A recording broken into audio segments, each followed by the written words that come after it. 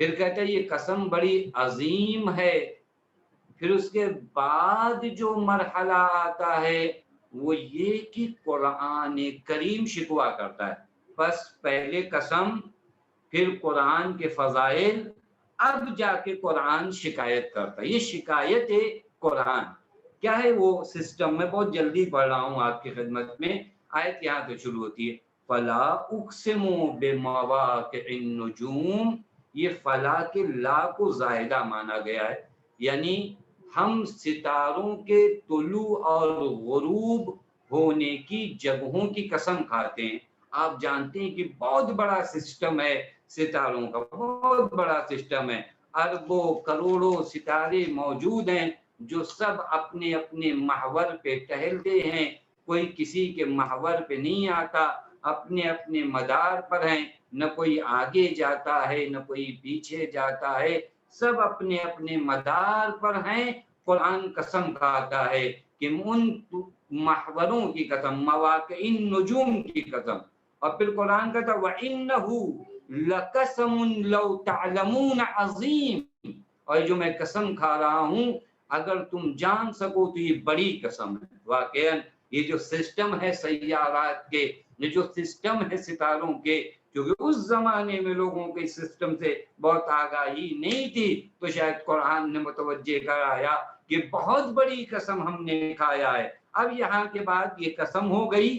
اب قرآن اپنی صفات کو بیان کرتا، اس کے بعد شکایت کرتا ہے. قرآن کہتا ہے وَإِنَّهُ لَقُرْآنٌ كَرِيمٌ. سب سے پہلی بات تو بتا دی یہ قرآن کریم ہے. کریم ہے یعنی کریم کسے کہتے ہیں؟ جو احسان کرے، جو آپ کو کچھ دے، جو آپ کو کچھ عطا کرے. اور کریم کی صفت بھی خاص ہوتی ہے نا، کہ انہو لقرآن کریم، یہ قرآن کریم ہے، احسان کرتا ہے، تمہیں عطا کرتا ہے. اس کے بعد جو قرآن کا ارشاد ہے فی کتاب مکنون، دوسری خصوصیت دیکھیں. ان خصوصیت کو بتانے کے بعد قرآن شکایت کر رہا ہے. پہلے کہہ رہا ہے انہو لقرآن کریم، پھر اس کے بعد فی کتاب مکنون. کسی کی یہ طاقت نہیں ہے کہ ایک آیت اس کتاب میں کم کرے یا زیادہ کرے. کتاب مکنون ہے، وہ جس کی حفاظت کا وعدہ پروردگار عالم نے کیا ہے.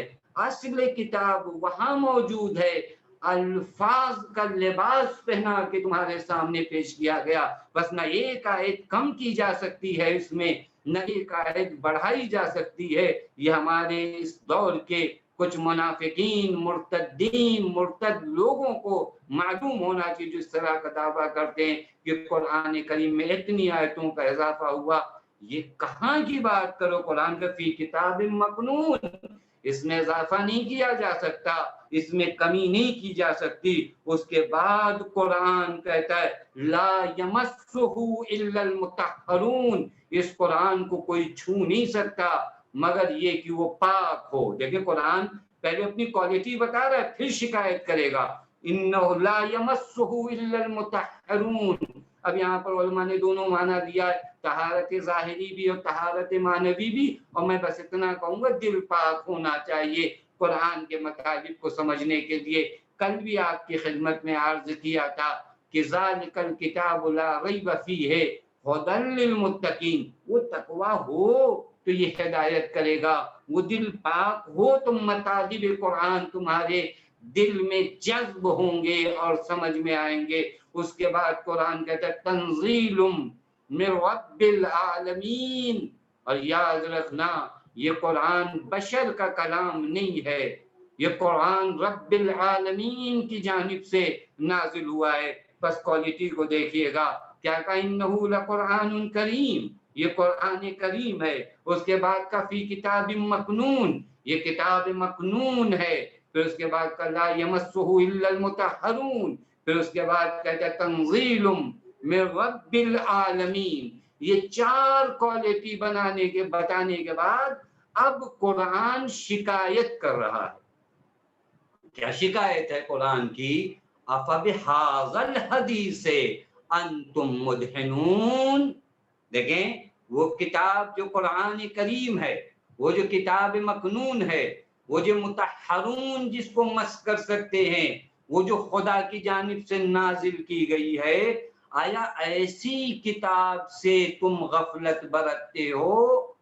افبہذا الحدیث انتم مدہنون، یہ شکایت ہے قرآن کی، ایسی کتاب کی جانب تم توجہ نہیں کرتے جو کتاب خدا کی جانب سے آئی ہے، جو کتاب کریم ہے، جس کتاب کو مطہرون چھوتے ہیں، ایسی کتاب سے غفلت برتتے ہو، مدہنون یعنی سستی کرتے ہو، اس کی جانب نہیں آتے، اس سے توجہ نہیں کرتے، اس سے انسیت نہیں پیدا کرتے۔